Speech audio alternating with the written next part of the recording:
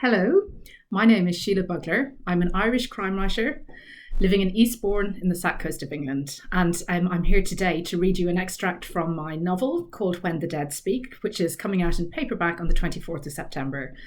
It's the second in my Dee Doran series of crime novels, and all the books are set in Eastbourne. Dee is an investigative journalist, and very briefly, the plot of this novel focuses on two murders, two young women, both killed in identical fashion, but 60 years apart. So who killed these women and what connects both murders? That's very basically the plot of the book. And now I'm going to read you an extract just from the opening scene in the book. I hope you enjoy it. I dream about her. Each night when I fall asleep, she's there, waiting for me. Laid out in the church altar, like an offering. She would have looked beautiful, even in death. An angel.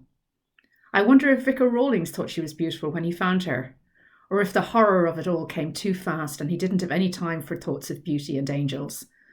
Of course, I never saw her body, but that hasn't stopped me imagining it and dreaming about it.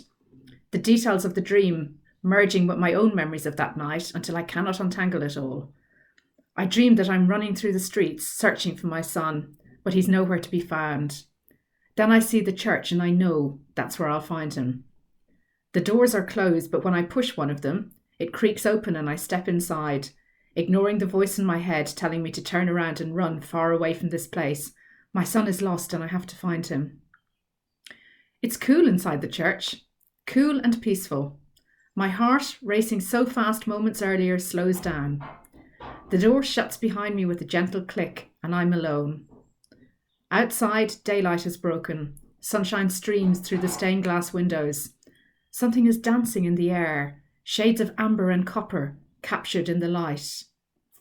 When I put my hand out, some of it lands softly on my palm. The texture reminds me of the barbs of a feather, but this thing in my hand is no feather. I let the strands fall, watching them drift down to the stone ground. A gust of wind blows through the church, stirring it all up again. The pieces whip through the air, brushing against my face and clogging the inside of my nose and throat when I try to breathe. Hair. Lots of it, all around me now, covering the floor of the church like a carpet of gold confetti, sticking to my skin. I open my eyes and I see her.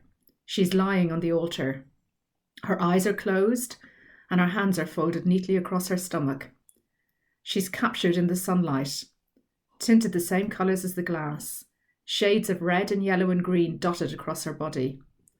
I move closer until I'm standing over her. So close I can see the scatter of freckles across her nose and the gaping red gash across her white neck.